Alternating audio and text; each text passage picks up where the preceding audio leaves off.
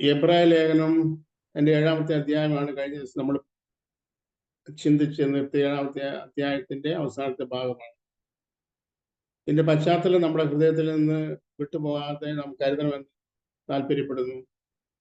എബ്രായ മതത്തിൽ നിന്ന് യേശുക്രിസ്തുവിന്റെ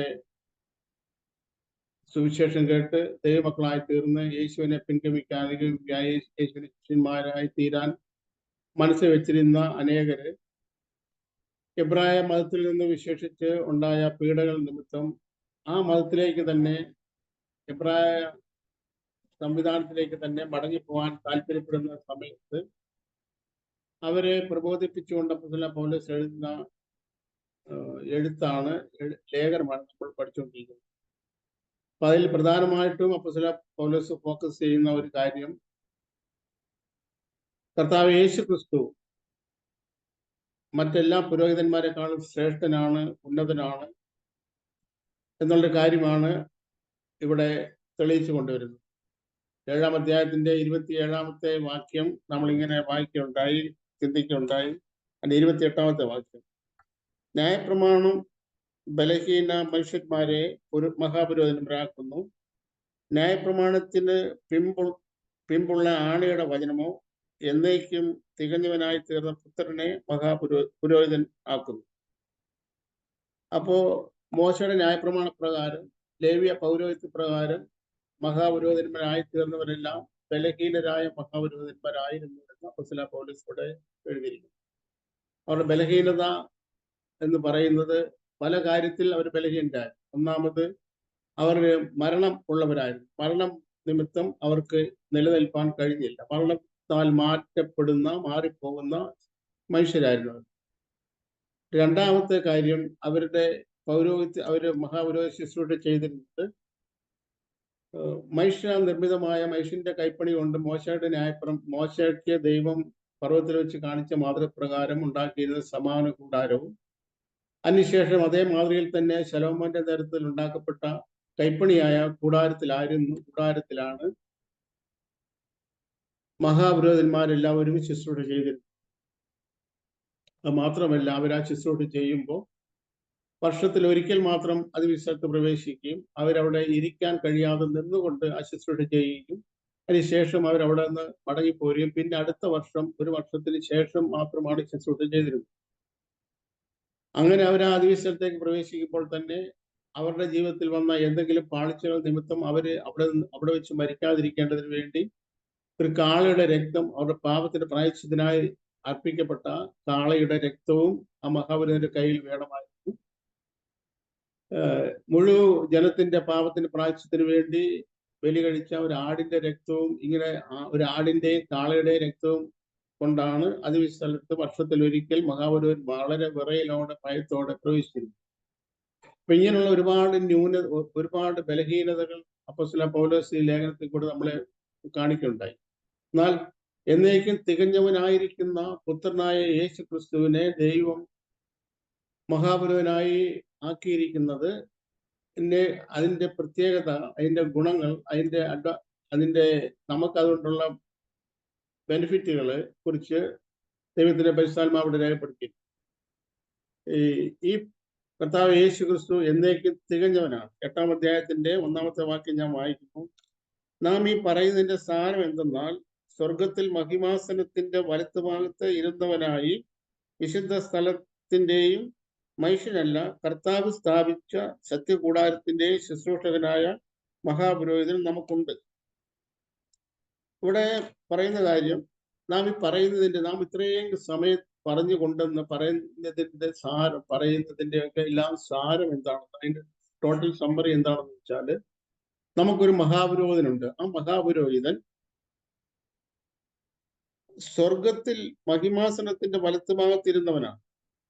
കർത്താവ് യേശു ക്രിസ്തു ഈ ഭൂമിയിൽ വരുന്നതിന് മുൻപേ, നമ്മള് യോഹന്നാന്റെ സുവിശേഷത്തിൽ കർത്താവ് യേശു ക്രിസ്തുവിന്റെ മധ്യസ്ഥ പ്രാർത്ഥനയുടെ ഭാഗത്ത് 17-ാം അധ്യായത്തിൽ നാം ഇങ്ങനെ കാണുന്നു, പിതാവേ, ലോകം ഉണ്ടാകുന്നതിന് മുൻപേ എനിക്ക് നിന്റെ അടുക്കലുള്ള മഹത്വത്തിലേക്ക് എന്നെ കൈക്കൊള്ളണം എന്ന യേശു ക്രിസ്തുവിന്റെ പ്രാർത്ഥനയുടെ ഒരു ഭാഗം നമ്മൾ കാണുന്നു. അപ്പൊ അതിൽ നാം മനസ്സിലാക്കുന്നത്, ലോകസ്ഥാപനത്തിന് മുൻപേ, സകല കാലത്തിന് മുൻപേ യേശു ക്രിസ്തു മഹിമയിൽ ദൈവമായി വസിച്ചിരുന്നവനാണ്. തന്നെയല്ല യോഹന്നാന്റെ സുവിശേഷത്തിന്റെ ആദ്യഭാഗത്ത് നാം വായിക്കുന്നത്, യേശു ക്രിസ്തുവിനെ കുറിച്ച് വായിക്കുന്നത്, അവൻ ദൈവമായിരുന്നവനാണ്, ദൈവത്തോടു കൂടെ ആയിരുന്നവനാണ്. അപ്പൊ ഈ കാര്യങ്ങളിൽ നിന്നെല്ലാം നമുക്ക് മനസ്സിലാകുന്നത്, അവൻ ഇവിടെ അപ്പോസ്തലനായ പൗലോസ് പറഞ്ഞിരിക്കുന്ന, അവൻ മഹിമയുടെ വലത്തുഭാഗത്തിരുന്നവനാണ്. ഈ ഭൂമിയിൽ കർത്താവ് യേശു ക്രിസ്തു ജനിക്കുന്നതിന് മുൻപ് തന്നെ യേശു ക്രിസ്തു മഹത്വത്തിന്റെ മഹിമയുടെ വലത്തുഭാഗത്തിരുന്നവനാണ്. ഈ വലത്തുഭാഗം എന്ന് പറയുമ്പോൾ തന്നെ അവിടെ ഒരു പ്രത്യേകത നമുക്ക് മനസ്സിലാക്കാൻ മനസ്സിലാക്കേണ്ടതുണ്ട്. അത് ദാവീദിന്റെ സങ്കീർത്തനത്തിൽ ദാവീദ് ഇങ്ങനെ പറയുന്നു, അവൻ എൻ്റെ വലത്തുഭാഗത്തുള്ളത് കൊണ്ട് ഞാൻ കുലുങ്ങിപ്പോയില്ല. അപ്പൊ ഈ വലത്തുഭാഗത്തിന് എന്തോ ഒരു പ്രത്യേകത ഉണ്ട് എന്ന് ദാവീദിനും ഗ്രഹിക്കാൻ കഴിഞ്ഞിട്ട് ദാവീദ് പറയുന്നുണ്ട്. അപ്പൊ എന്താണ് ഈ വലത്തുഭാഗത്തിന്റെ പ്രത്യേകത? ഈ വലത്തുഭാഗത്തിന്റെ പ്രത്യേകത എന്ന് പറയുന്നത്, നമുക്ക് മോശയുടെ ന്യായപ്രമാണ പ്രകാരം ഒരു മനുഷ്യൻ കുറ്റക്കാരൻ ആയി ആരോപിക്കപ്പെട്ടാൽ അവനെ സന്നിധി സംഘത്തിന്റെ മുമ്പിൽ നിർത്തുക പതിവാണ്. 70 പേരടങ്ങുന്ന സന്നിധി സംഘത്തിന്റെ നടുവിൽ ഇവരെ നിർത്തിയിട്ട് 35 പേര് വീതം, ഇവന്റെ ഒരു 35 പേര് വലത്തുവശത്തും ഒരു 35 പേര് ഇടതുവശത്തും ഇരിക്കും. രണ്ടും ഈ വലത്തുവശത്തുള്ള 35 ആളുകൾ ഈ കുറ്റം ആരോപിക്കപ്പെട്ട ഈ മനുഷ്യന് അനുകൂലമായി വാദിക്കുന്നത്. ഇടതുവശത്തുള്ള 35 പേര് ഇവനെതിരെ ഉള്ള കുറ്റങ്ങൾ തെളിയിക്കാൻ വേണ്ടി ശ്രമിക്കുന്നവരുമാണ്. അപ്പൊ വലത്തുവശത്തുള്ളവര് ഈ കുറ്റം ചെയ്ത മനുഷ്യന് അനുകൂലമായി ഇവന് വേണ്ടി സംസാരിക്കുന്നവരാണ്. അപ്പൊ ഇവിടെ താൻ പറയുന്നത്, വലത്തുഭാഗത്താണ്, മഹിമയുടെ വലത്തുഭാഗത്താണ് യേശു ക്രിസ്തു ഇരുന്നത്. അപ്പൊ യേശു ക്രിസ്തു നമ്മൾക്ക് വേണ്ടി പിതാവിന്റെ സന്നിധിയിൽ നമുക്ക് അനുകൂലമായി, നമുക്ക് വേണ്ടി ആണ് എല്ലാ സമയത്തും പക്ഷപാതം ചെയ്തുകൊണ്ടിരിക്കുന്നത്. നമുക്ക് അനുകൂലമായിട്ടാണ്. അത് മഹിമയുടെ വലത്തുഭാഗത്ത് ഇരുന്നുകൊണ്ടാണ് നമുക്ക് വേണ്ടി പക്ഷപാതം ചെയ്യുന്നത്. ഇവിടെ വായിച്ചത് നാം ഈ പറയുന്നതിന്റെ സാരം എന്നാൽ, സ്വർഗത്തിൽ മഹിമാസനത്തിന്റെ വലത്തുഭാഗത്ത് ഇരുന്നവനായി ഈ ഭൂമിയിൽ വരുന്നതിന് മുൻപ് യേശു ക്രിസ്തു മഹിമയുടെ വലത്തുഭാഗത്ത് ഇരുന്നവനായിരുന്നു. എല്ലാ സമയത്തും ലോകസ്ഥാപനത്തിന് മുൻപേ പിതാവിനോടൊത്ത് താൻ ആയിരുന്നു. മഹിമയുടെ വലത്തുഭാഗത്ത് ഇരുന്നവനായി വിശുദ്ധ സ്ഥലത്തിന്റെയും മനുഷ്യരെല്ലാം കർത്താവ് സ്ഥാപിച്ച സത്യകൂടാരത്തിന്റെയും ശുശ്രൂഷകനായ മഹാപുരോഹിതൻ. മനുഷ്യൻ സ്ഥാപിച്ച ഒരു സത്യകൂടാരമുണ്ട്. ഞാൻ മുമ്പേ പറഞ്ഞ സമാഗമന കൂടാരം. അത് മോശയ്ക്ക് ദൈവം പർവ്വതത്തിൽ വെച്ച് കാണിച്ചു കൊടുത്ത മാതൃപ്രകാരമുള്ള സമാഗമന കൂടാരവും അതിനുശേഷമുള്ള ശലോമൻ നിർമ്മിച്ച ദേവാലയവും. അപ്പൊ ഇതെല്ലാം മനുഷ്യൻ നിർമ്മിതമാണ്, മനുഷ്യൻ ഉണ്ടാക്കിയതാണ്. എന്നാൽ മനുഷ്യൻ ഉണ്ടാക്കാത്ത, മനുഷ്യന്റെ കൈപ്പണി അല്ലാതിരിക്കുന്ന കൂടാരത്തെ കുറിച്ചാണ് ഇവിടെ സൂചിപ്പിച്ചിരിക്കുന്നത്. ആ കൂടാരത്തിൽ കർത്താവ് സ്ഥാപിച്ച സത്യകൂടാരത്തിന്റെ ശുശ്രൂഷകനായ മഹാപുരോഹിതൻ നമുക്കുണ്ട്. അപ്പൊ ഈ സത്യകൂടാരം എന്ന് പറയുന്നത് മനുഷ്യൻ നിർമ്മിച്ചതല്ല, കർത്താവ് നിർമ്മിച്ച സത്യകൂടാരമാണ്. ഏത് മഹാപുരോഹിതൻ, അടുത്ത വാക്യം വായിക്കുന്നു, ഏത് മഹാപുരോഹിതനും വഴിപാടും യാഗവും അർപ്പിപ്പാൻ നിയമിക്കപ്പെടുന്നു, ആയാൽ അർപ്പിപ്പാൻ ഇവനും വല്ലതും വേണം. അപ്പൊ ഏത് മഹാപുരോഹിതനും ജനങ്ങളുടെ പാപങ്ങൾക്ക് വേണ്ടി ദൈവത്തോട് അപേക്ഷിക്കുന്നതിന് വേണ്ടി അവർ ദൈവം മുൻപാകെ അർപ്പിക്കുന്ന യാഗങ്ങൾ.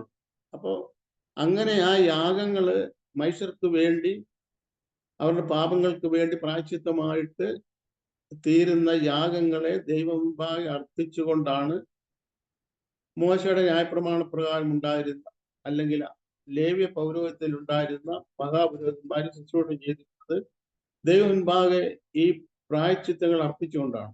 അപ്പൊ അതാ ഇവിടെ പറഞ്ഞിരിക്കുന്നു, അതുകൊണ്ട് ഇവനും മഹാപുരോഹിതനായിരിക്കുന്നത് കൊണ്ട് ഇവനും അർപ്പിപ്പാൻ വല്ലതും വേണം. മറ്റു മഹാപുരോഹിതന്മാര് കാളയുടെ രക്തവും ആടിന്റെ രക്തവും അങ്ങനെ ന്യായപ്രമാണ പ്രകാരം അനുശാസിക്കുന്ന എല്ലാ കർമ്മങ്ങളും അവിടെ അർപ്പിച്ചുകൊണ്ടാണ് ശുശ്രൂഷ ചെയ്തത്. അതുകൊണ്ട് ഇവൻ മഹാപുരോഹിതനായിരിക്കുന്നത് കൊണ്ട് ഇവനും അർപ്പിപ്പാൻ വല്ലതും വേണം. അതിന്റെ നമ്മള് മുൻ സമയത്ത് പഠിച്ചപ്പോ 4-ാം അധ്യായത്തില് അല്ല 4-ാമത്തെ വാക്യത്തില് നമ്മൾ ഇങ്ങനെ കാണുകയുണ്ടായി.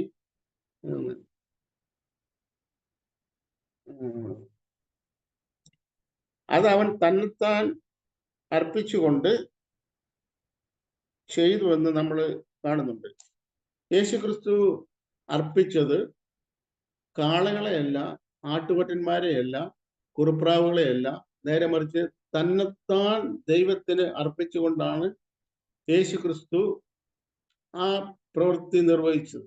മഹാപുരോഹിതന്മാര്, ലേവ്യ പൗരോഹിത്യത്തിലുള്ള മഹാപുരോഹിതന്മാര് ആടിന്റെയും കാളകളുടെയും പ്രാവുകളുടെയും ഒക്കെ രക്തവും അത് മാംസവും ഒക്കെ ആ യാഗപീഠത്തിൽ അർപ്പിച്ചുകൊണ്ടും തളിച്ചുകൊണ്ടും ഒക്കെ കാര്യങ്ങൾ നിർവഹിക്കുമ്പോൾ യേശുക്രിസ്തുവും അർപ്പിപ്പാൻ ഇവരും വല്ലതും വേണം.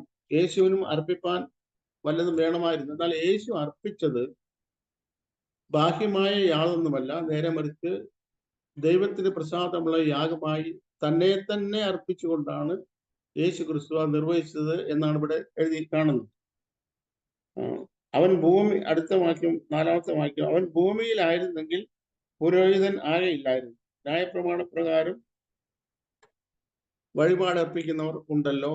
യേശുക്രിസ്തു ഈ ഭൂമിയിലായിരുന്നു യേശുക്രിസ്തു എങ്കിൽ മോശയുടെ ന്യായപ്രമാണം നിലനിൽക്കുന്നിടത്തോളം കാലം ഈ ഭൂമിയിലായിരുന്നുവെങ്കിൽ യേശുക്രിസ്തുവിന് ഒരു മഹാപുരോഹിതനാകുവാൻ കഴിയില്ലായിരുന്നു. കാരണം പൗരോഹിത്യ ശുശ്രൂഷ ദൈവം ഏൽപ്പിച്ചിരുന്നത് യേശുക്രിസ്തുവിന്റെ ആ പൗരോഹിത്യ പ്രകാരമല്ല, നേരെ മറിച്ച് അഹരോന്റെ പൗരോഹിത്യ പ്രകാരമാണ് പൗരോഹിത്യ ശുശ്രൂഷ ദൈവം ഏൽപ്പിച്ചിരുന്നത്. ആ ശുശ്രൂഷ ഏൽപ്പിച്ചിരുന്നത് ലേവ്യർക്കാണ്. എന്നാൽ യേശുക്രിസ്തു ലേവ്യ ഗോത്രത്തിൽ ഉള്ളവൻ അല്ലാത്തത് കൊണ്ട് യേശുക്രിസ്തു ഈ ഭൂമിയിൽ ആയിരുന്നുവെങ്കിൽ ആ പൗരോഹിത്യ ശുശ്രൂഷ ലേവ്യ ഗോത്രത്തിന് മാത്രം അവകാശപ്പെട്ടതായിരുന്നുകൊണ്ട് യേശുക്രിസ്തു ലേവ്യ പൗരോഹിത്യത്തിലുള്ളവൻ അല്ലാതിരുന്നത് കൊണ്ട് യേശുക്രിസ്തു ഒരിക്കലും മഹാപുരോഹിതനാകത്തില്ലായിരുന്നു. എന്നാൽ യേശുക്രിസ്തു ഇവിടെ അടുത്ത വാക്യം നമ്മൾ വായിക്കുന്നത്, കൂടാരം തീർപ്പാൻ മോശ ആരംഭിച്ചപ്പോൾ പർവ്വതത്തിൽ നിനക്ക് കാണിച്ച മാതൃപ്രകാരം നീ സകലതും ചെയ്യുവാൻ നോക്കുക എന്ന് അവനോട് അരുളി ചെയ്തതുപോലെ അവൻ സ്വർഗീയത്തിന്റെ ദൃഷ്ടാന്തവും നിഴലുമായതിൽ ശുശ്രൂഷ ചെയ്യുന്നു. അവനോ യേശുക്രിസ്തുവോ, അവനോ എന്ന് പറഞ്ഞിരിക്കുന്ന യേശുക്രിസ്തുവിനെ കുറിച്ച്, അവനോ വിശേഷേറിയ വാക്തത്വങ്ങളിന്മേൽ സ്ഥാപിക്കപ്പെട്ട നിയമത്തിന്റെ മധ്യസ്ഥനാകിയാൽ അതിന്റെ വിശേഷതയ്ക്ക് ഒത്തവണ്ണം വിശേഷതയേറിയ ശുശ്രൂഷയും പ്രാപിച്ചിരിക്കുന്നു. യേശുക്രിസ്തു ചെയ്ത ശുശ്രൂഷ ലേവ്യ പൗരോഹിത്യ പ്രകാരമുള്ള ശുശ്രൂഷയല്ല, നേരെ മറിച്ച് വിശേഷതയേറിയ ശുശ്രൂഷയാണ് യേശുക്രിസ്തു ചെയ്തിരിക്കുന്നത്.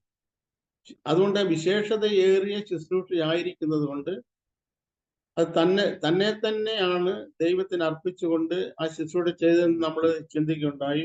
അത് വിശേഷതയേറിയ വാക്തത്വം ഉള്ള ശുശ്രൂഷയായിരുന്നുകൊണ്ട് ആ വാക്തത്തിന് അനുസൃതമായ വിശേഷതയേറിയ ശുശ്രൂഷയാണ് യേശുക്രിസ്തു നിവർത്തിച്ചത്. ആ യേശുക്രിസ്തു നിവർത്തിച്ച വാക്തത്തിന്റെ മേൽ സ്ഥാപിച്ചതെന്നൊക്കെ പറയുമ്പോൾ ദൈവത്തിന്റെ വചനത്തിൽ നാം ഇങ്ങനെ കാണുന്നു, അവനിൽ വിശ്വസിച്ച് യേശുക്രിസ്തുവിൽ വിശ്വസിക്കുന്ന ഏതൊരു മനുഷ്യനും യേശുക്രിസ്തു മുഖാന്തരം ദൈവം പാപങ്ങളുടെ ക്ഷമ കൊടുക്കുന്നുണ്ട്, പാപത്തിന്റെ ശിക്ഷയിൽ നിന്നുള്ള ഒഴിവ് കൊടുക്കുന്നുണ്ട്. അപ്പൊ അവനെ കൈക്കൊണ്ട് അവന്റെ നാമത്തിൽ വിശ്വസിക്കുന്ന ഏവർക്കും ദൈവ മക്കളായി തീരുവാൻ ദൈവം അവകാശം കൊടുക്കുന്നുണ്ട്.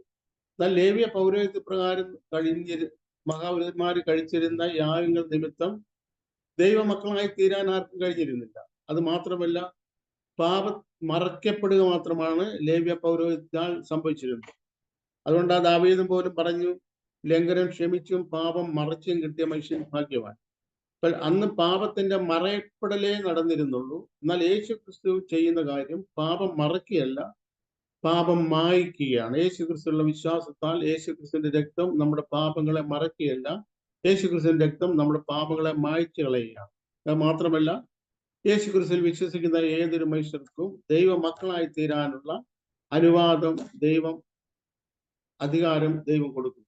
അപ്പൊ ഇങ്ങനെ വിശേഷതയേറിയ വാക്തത്വങ്ങൾ ഉള്ളതായിരിക്കുന്നത് കൊണ്ട് തന്നെ വിശേഷതയേറിയ വാക്തത്വമുള്ള ശുശ്രൂഷയാണ് യേശു ക്രിസ്തു നടത്തിയിരുന്നത് എന്നതുകൊണ്ട് തന്നെ വളരെ വിശേഷതയേറിയ ഒരു ശുശ്രൂഷയാണ് യേശു ക്രിസ്തു ചെയ്തത്. അതുകൊണ്ട് തന്നെ ഇവിടെ പറഞ്ഞിരിക്കുന്നു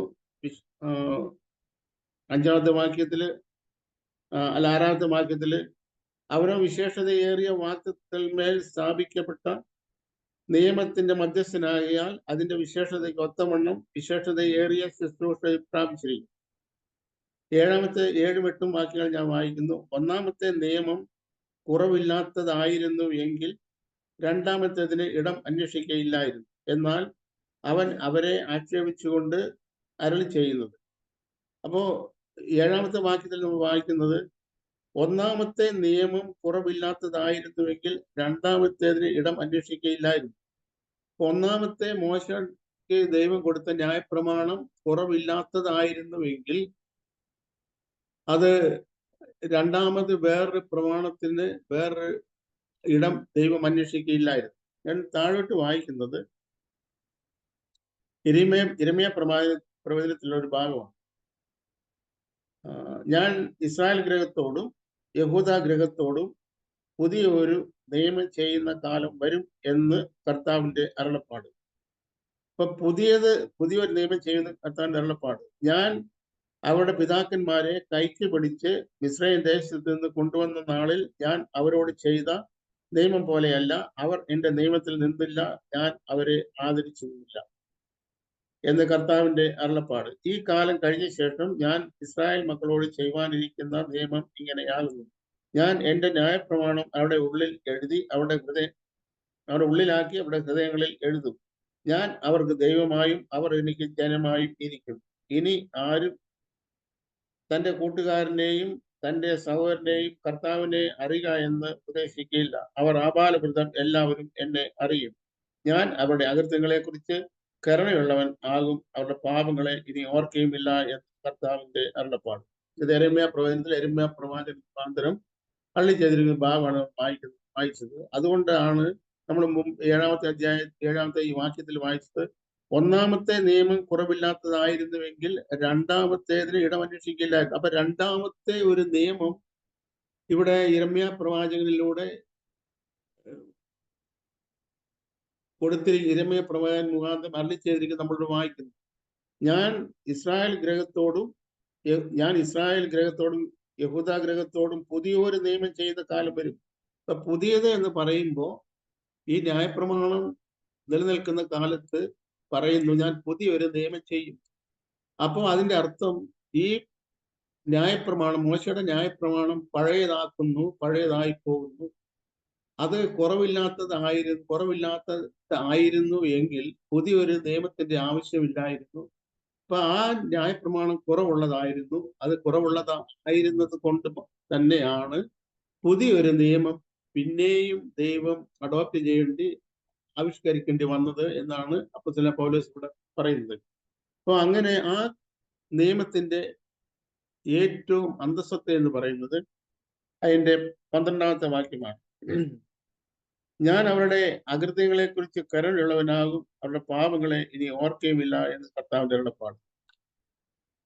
ഈ പഴയ പ്രമാണത്തിലുള്ള പ്രത്യേകത, പഴയ പ്രമാണത്തിൽ അവരുടെ പാപങ്ങളെ ഞാൻ പറഞ്ഞ പോലെ മറക്കുകയായിരുന്നു എന്ന് മാത്രമല്ല, ഈ പാപം ചെയ്തവന്റെ മനസാക്ഷിയിൽ പോലും ഈ പാപങ്ങൾ ആ പാപം ചെയ്ത വ്യക്തിക്കും ആ പാപം വീണ്ടും വീണ്ടും ഓർമ്മപ്പെടുത്തുന്നുണ്ട്. അവന്റെ മനസാക്ഷി തന്നെ അവരെ ഓർമ്മപ്പെടുത്തുന്നു. അതുകൊണ്ടാണ് എല്ലാ വർഷവും വീണ്ടും വീണ്ടും യാഗം കഴിക്കേണ്ട ആവശ്യം വരുന്നത്. കാരണം ഒരിക്കൽ പോലും ഈ മനസാക്ഷിയിൽ നിന്ന് മാഞ്ഞു പോകുന്നില്ല. എന്നാൽ യേശുക്രിസ്തുവിന്റെ രക്തം ചെയ്യുന്ന കാര്യം ഇത് മായ്ച്ചു കളയുന്നതുകൊണ്ട് യേശുക്രിസ്തു മുഖാന്തരമുള്ള പാപക്ഷമ എന്ന് പറയുന്നത് ഞാൻ അവരുടെ അകൃത്യങ്ങളെ കുറിച്ച് കരുണയുള്ളവനാകും, അവരുടെ പാപങ്ങളെ ഇനി ഓർക്കുകയുമില്ല എന്ന് ദൈവം അരുളി ചെയ്യാം. അപ്പോൾ യേശുക്രിസ്തു മുഖാന്തരം പാപക്ഷമ പ്രാപിക്കുന്ന ഏതൊരു മനുഷ്യന്റെയും അന്തരാത്മാവിൽ, അവന്റെ ആത്മാവിൽ, അവന്റെ മനസാക്ഷിയിൽ അവൻ ചെയ്തു പോയ പാപങ്ങളെ കുറിച്ച് വീണ്ടും വീണ്ടും പശ്ചാത്തപിച്ച് അനുഭവിക്കേണ്ട ആവശ്യമില്ല. ഒരിക്കൽ അവൻ ആ പാപം ചെയ്തു, ആ പാപം അവന്റെ ആ പാപത്തെക്കുറിച്ച് അവന് ബോധമുണ്ടായി. ദൈവത്തിന്റെ പരിശുദ്ധാത്മാവ് പാപത്തെക്കുറിച്ച് ബോധം വരുത്തുന്നു. അവൻ പശ്ചാത്തപിക്കുന്നു. അത് ഓർത്ത് മാനസാന്തരപ്പെടുന്നു. ദൈവം ഭാഗെ യേശു ക്രിസ്തുവിന്റെ രക്തത്താലുള്ള നീതീകരണം പ്രാപിക്കുന്നു. അത് ആ ഒരു കാരണം കൊണ്ട് തന്നെ അവന്റെ പാപത്തെ ദൈവം എന്നേക്കുമായിട്ട് മറന്നു കളയുക. അപ്പൊ അതാണ് ഈ പുതിയ നിയമത്തിന്റെ ഏറ്റവും പ്രബലമായ അന്തസ്വത്ത എന്ന് പറയുന്നത്. പാപങ്ങളെ ഇനി ഓർക്കുകയുമില്ല. ഇതിന്റെ അടുത്ത വാക്യം പറയുന്നത്, പുതിയത് എന്ന് പറയുന്നതിനാൽ ആദ്യത്തേതിനെ പഴയതാക്കിയിരിക്കും, എന്നാൽ പഴയതാകുന്നതും ജീർണിക്കുന്നതും എല്ലാം നീങ്ങിപ്പോകുവാൻ അടുത്തിരിക്കുന്നു. പുതിയത് എന്ന് പറഞ്ഞിരിക്കുന്നത് കൊണ്ട് പറയുന്നതിനാൽ ആദ്യത്തേതിനെ പഴയതാക്കിയിരിക്കും. ആദ്യത്തെ എന്ന് പറഞ്ഞാൽ മോശയുടെ ന്യായപ്രമാണമാണ്. ആ ആദ്യത്തെ ആ പ്രമാണത്തെ കർത്താവ് പഴയതാക്കിയിരിക്കുന്നു. അത് പഴയ പ്രമാണമാണ്. എന്നാൽ ഇവിടെ വേറൊരു പുതിയ പ്രമാണം വന്നിരിക്കുന്നു. അതുകൊണ്ട് പഴയത് എന്താണെന്ന് ഇവിടെ എഴുതിയിരിക്കുന്നു. 13-ാമത്തെ വാക്യത്തിൽ എഴുതിയിരിക്കുന്നു, പുതിയതെന്ന് പറയുന്നതിനാൽ ആദ്യത്തേതിനെ പഴയതാക്കിയിരിക്കുന്നു, എന്നാൽ പഴയതാകുന്നതും ജീർണിക്കുന്നതും എല്ലാം നീങ്ങിപ്പോകുവാൻ അടുത്തിരിക്കുന്നു. അത് പ്രമാണത്തെ കുറിച്ച് മാത്രമല്ല, എന്നാൽ പഴയതാകുന്നതും പഴയതെന്നല്ല, പഴയതാകുന്നതും ജീർണിക്കുന്നതും എല്ലാം നീങ്ങിപ്പോകുവാൻ അടുത്തിരിക്കുന്നു. നമുക്കറിയാം, ഈ റോമാലേഖനം നമ്മൾ പഠിക്കുമ്പോൾ അവിടെ പറഞ്ഞിരിക്കുന്ന ഒരു കാര്യമുണ്ട്. സകല സൃഷ്ടികളും ഈറ്റുനോവോടെ ഞരങ്ങിക്കൊണ്ടിരിക്കുന്ന ഒരു കാര്യമുണ്ട്. അത് ദ്രവത്വത്തിന്റെ ദാസ്യത്തിൽ നിന്നുള്ള വിടുതലാണ്.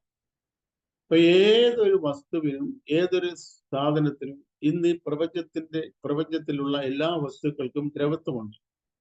എന്നാൽ ഈ ദ്രവത്വമുള്ളതെല്ലാം മാറിപ്പോകാൻ അടുത്തിരിക്കുന്നു. ഈ ദ്രവത്വമുള്ളത് നമ്മുടെ പൗലോസ് അപ്പോസ്തലൻ കൊരിന്ത്യർ ലേഖനത്തിൽ നമ്മുടെ വീണ്ടെടുപ്പിനെ കുറിച്ച്, നമ്മുടെ ഉയർത്തെഴുന്നേൽപ്പിനെ കുറിച്ചൊക്കെ പറയുമ്പോൾ അവിടെ എഴുതിയിരിക്കുന്നത്, എന്നാൽ ഈ മർത്യമായത് അമർത്യമുള്ളതിനെ ധരിക്കണം. ഈ മർത്യമായത് എന്ന് വെച്ചാൽ ഈ ജീർണിക്കുന്നത്, നമ്മുടെ ശരീരം ജീവൻ നഷ്ടപ്പെട്ടു കഴിഞ്ഞാൽ നമ്മുടെ ശരീരത്തിന്റെ നിലനിൽപ്പ് മണിക്കൂറുകളാണെന്ന് നമുക്കറിയാം. എന്നാൽ ഇതെല്ലാം ജീർണിക്കുന്നതാണ്, മാറിപ്പോകുന്നതാണ്, മാറ്റം വരുന്നതാണ്. അപ്പോൾ അങ്ങനെ മാറ്റം വരുന്നത് അതെല്ലാം നീങ്ങിപ്പോകാനുള്ള സമയം അടുത്തിരിക്കും. ഈ മാറ്റം ഉള്ളത്, ജീർണിക്കുന്നത്, പഴകിപ്പോകുന്നതെല്ലാം മാറിയിട്ട് പഴക്കമില്ലാത്ത, ജീർണിക്കാത്ത ഒരു സമയം, ഒരു സംവിധാനം താമസം വിനാ ഇവിടെ വരാൻ പോകുന്നു എന്നുള്ളതിന്റെ ഒരു സൂചനയാണ് ഈ ഭാഗത്ത് അപ്പോസ്തലൻ പൗലോസ് നമുക്ക് തരുന്നത്. അതിന്റെ 9-ാമത്തെ വാക്യത്തിലേക്ക് നമ്മൾ കടക്കുമ്പോൾ അതിന്റെ 1-ാമത്തെ വാക്യം ഞാൻ വായിക്കുന്നു. എന്നാൽ ആദ്യ നിയമത്തിൽ ആരാധനയ്ക്കുള്ള ചട്ടങ്ങളും ലൗകികമായ വിശുദ്ധ മന്ദിരവും ഉണ്ടായിരുന്നു.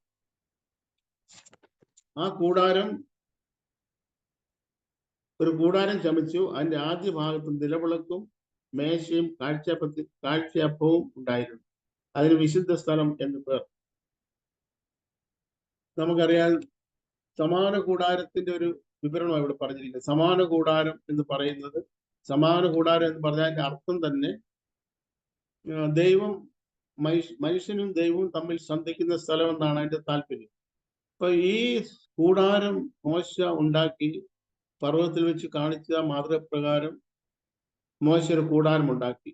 ഈ കൂടാരം ഉണ്ടാക്കിയതിന്റെ ആവശ്യകത, താല്പര്യം, ദൈവത്തിന്റെ ഉദ്ദേശം, ദൈവത്തിന്റെ താല്പര്യം മോശയോട് ആദ്യമേ ദൈവം പറഞ്ഞിരുന്നു, ഞാൻ അവരുടെ മധ്യേ വസിക്കേണ്ടതിന് നീ എനിക്കൊരു തിരുനിവാസം ഉണ്ടാക്കും.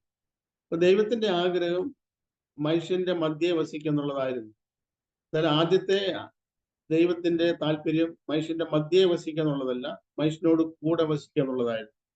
അതിൽ മനുഷ്യനോട് കൂടെ ദൈവത്തിന് വസിക്കാൻ കഴിഞ്ഞില്ല. മനുഷ്യൻ പാപം ചെയ്തിട്ട് അത് സാധിച്ചില്ല.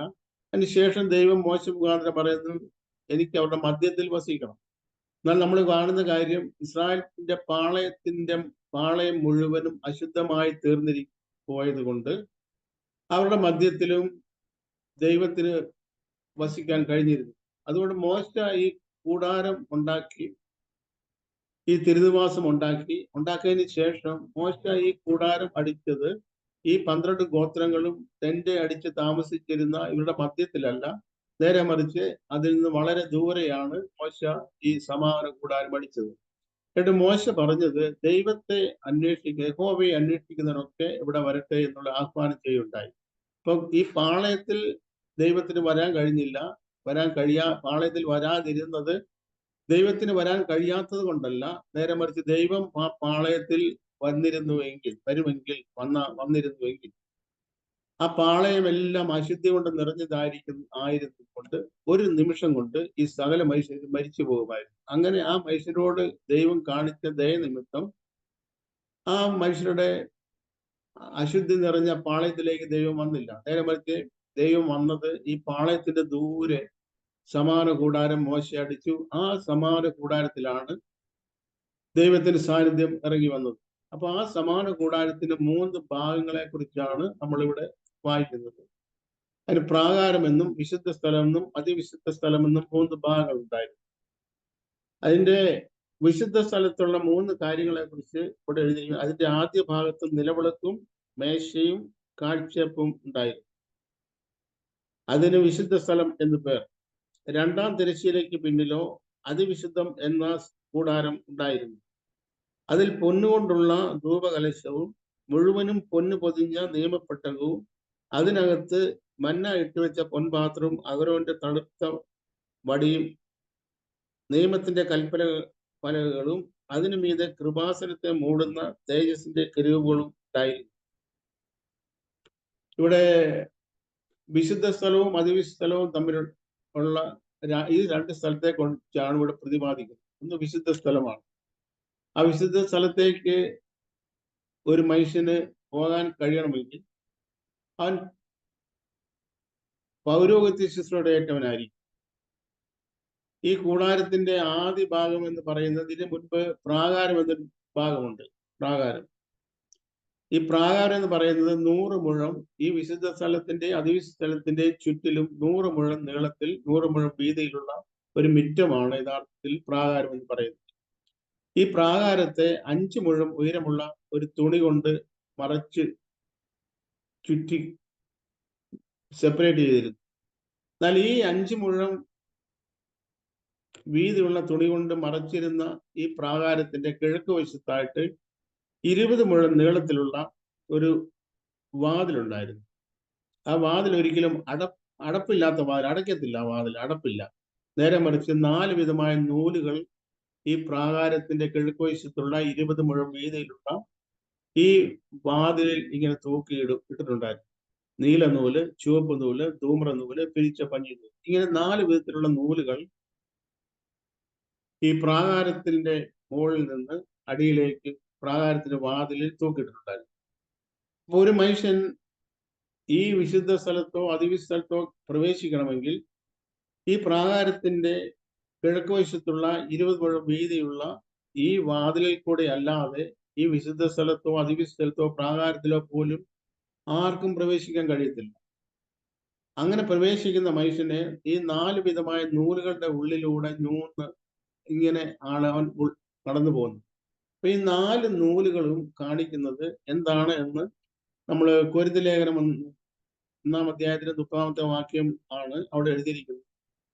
അവൻ നമുക്ക് ദൈവത്തിൽ നിന്ന് ജ്ഞാനവും നീതിയും ശുദ്ധീകരണവും വീണ്ടെടുപ്പായി തീർന്നു. അപ്പൊ ഈ വാതിൽ യേശു ക്രിസ്തുവിനെയാണ് കുറിക്കുന്നത്.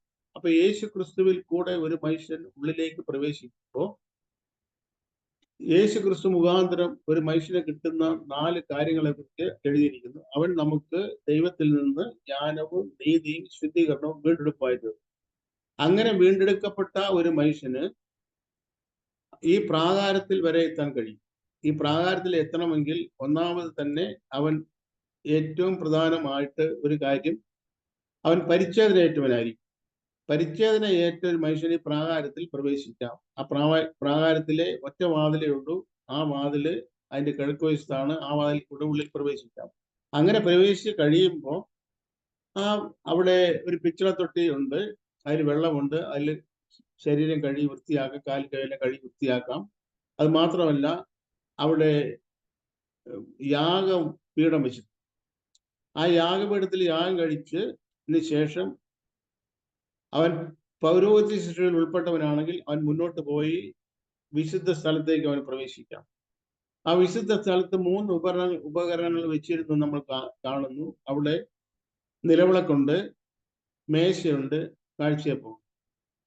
അപ്പൊ ഇങ്ങനെ അതിനുശേഷമാണ് ഒരു തിരശ്ശീലയുണ്ട്. ആ തിരശ്ശീലയ്ക്ക് അപ്പുറത്താണ് അതിവിശുദ്ധ സ്ഥലം എന്നുള്ളത്. ആ അതിവിശുദ്ധ സ്ഥലത്തെ കാര്യങ്ങളെ നമ്മളോട് വായിച്ച് കേട്ടു. ഈ കാര്യങ്ങള് എന്താണ് എന്നുള്ളത് ദൈവം അനുവദിച്ചാൽ നാളെ നമുക്ക് ചിന്തിക്കാം എന്ന് ഞാൻ ധരിക്കുന്നു.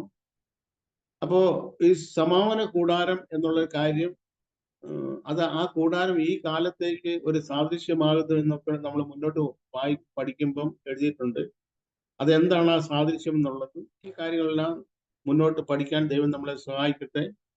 ഈ വാരങ്ങൾ എല്ലാവർക്കും അനുഗ്രഹപ്രദമായി തീരുവാൻ ദൈവം നമ്മളെ സഹായിക്കട്ടെ. ഈ ഇബ്രായലേഖനം എന്ന് പറയുന്നതും റോമാലേഖനം എന്ന് പറയുന്നത് വളരെ ഗഹനമായ കാര്യങ്ങളുടെ സംക്ഷിപ്തമായ ഒരു വിവരണമായതുകൊണ്ട് വളരെ ആഴത്തിൽ അത് നമ്മൾ ഗ്രഹിക്കുന്നത് നല്ലതാണ്. അത് എത്ര ആഴമുണ്ടോ എന്നുള്ളത് അത് ഗ്രഹിക്കാൻ തക്ക ജ്ഞാനം ഉള്ള മനുഷ്യര് അപ്പോസ്തലനായ പൗലോസൊക്കെ പോലും അത് ഗ്രഹിച്ചിരുന്നു. എങ്കിലും ആ ഗ്രഹിച്ചത് വിശദീകരിച്ച് കൊടുക്കുവാനുള്ള കേൾവിക്കാർക്ക് അതിനുള്ള പ്രാപ്തിയില്ല. അത് ഗ്രഹിക്കാനുള്ള പ്രാപ്തി ഇല്ലാത്തത് കൊണ്ട് പല കാര്യങ്ങളും അവർ വിട്ടുകളഞ്ഞിരിക്കുന്നു എന്ന് എബ്രായ ലേഖനത്തിൽ തന്നെ നാം പറയുണ്ടായി. ഇതിനെക്കുറിച്ച് ഞങ്ങൾക്ക് വളരെ പറയാനുണ്ടെന്നാൽ നിങ്ങൾ കേൾക്കാൻ മാന്യമുള്ളവരായാൽ തെളിയിച്ചു തരാൻ വിഷമമാണ് എന്നൊക്കെ അധ്യായങ്ങൾ കണ്ടു. അതുകൊണ്ട് ഇത് കേൾക്കാനും അത് തെളിയിക്കപ്പെടാനുമുള്ള കൃപയും ജ്ഞാനവും എളിയവനായി എനിക്കും നമുക്ക് എല്ലാവർക്കും ദൈവം തരുമാറാകട്ടെ എന്ന് പ്രാർത്ഥിച്ചുകൊണ്ട് നമുക്ക് നാളത്തേക്ക് വേണ്ടി നമുക്ക് മാറ്റി വെക്കാം ബാക്കി കാര്യങ്ങൾ. ദൈവം നമ്മളെല്ലാവരെയും അനുഗ്രഹിക്കുമാറാകട്ടെ.